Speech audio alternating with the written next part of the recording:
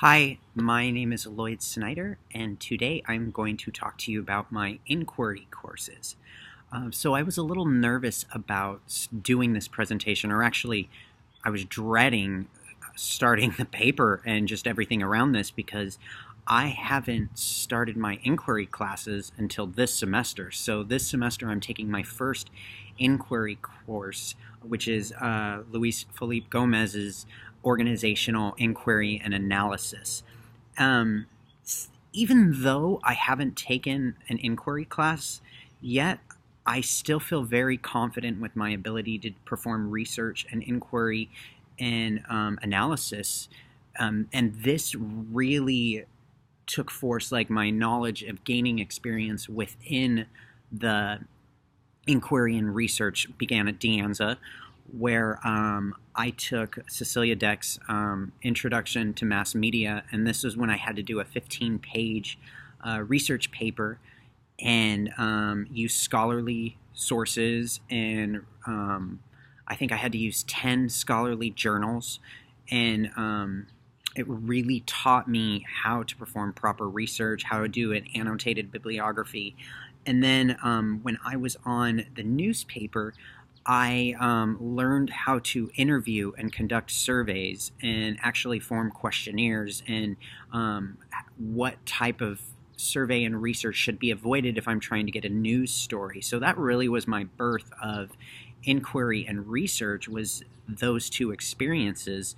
And then when I got to San Jose State and began my communications training, one of the classes that really stuck out for me on inquiry and research wasn't actually an I course.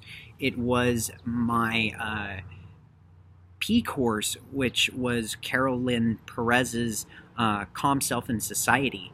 And towards the end of the semester, we learned about different forms of methodology research, because we had to perform a research style paper using a certain form of methodology, such as rhetoric, performance, or survey. And we had to take that research methodology and we had to apply it to a situation which is happening in the world. And so I chose to write upon media. Surprise, surprise, I chose to write upon whether LGBTQ characters on television have have an impact on the viewer's reality of the LGBTQ community. And so I decided to use survey methodology research, where I created a questionnaire, avoided open-ended answers. I wanted just yes and no answers. And I went around San Jose State campus and asked people certain questions like, do you watch television shows with LGBTQ characters? Do you think this influenced your ideas of the LGBTQ community? And surprisingly, not surprisingly, San Jose State was very welcoming towards the LGBTQ community, but television didn't play a part in the way they were viewed. It was having friends and people that they knew is what really shaped their viewpoint of the LGBTQ community. And my survey methodology really helped me focus my questions, but also help prove my hypothesis.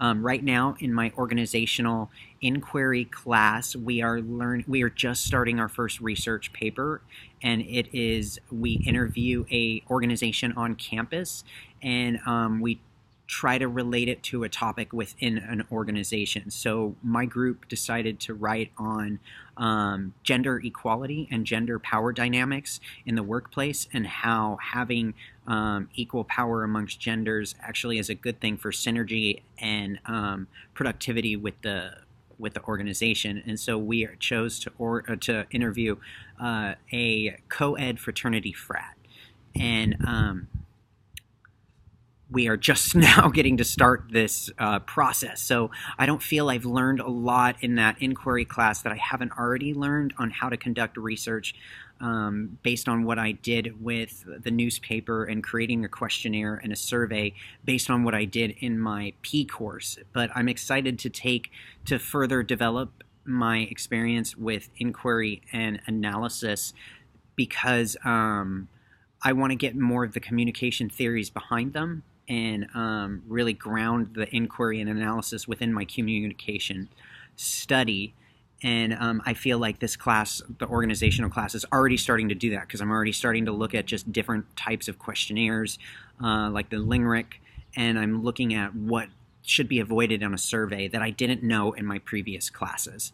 I've yet to pick my final inquiry class, but I'm sure whatever I pick, it's going to give me a new insight into inquiry and analysis, and hopefully I will be able to get closer to learning the program learning outcomes within the communication studies of inquiry and analysis. But I feel with my journalism training and what I learned at De Anza and what I learned in my other classes, I'm well on the right track.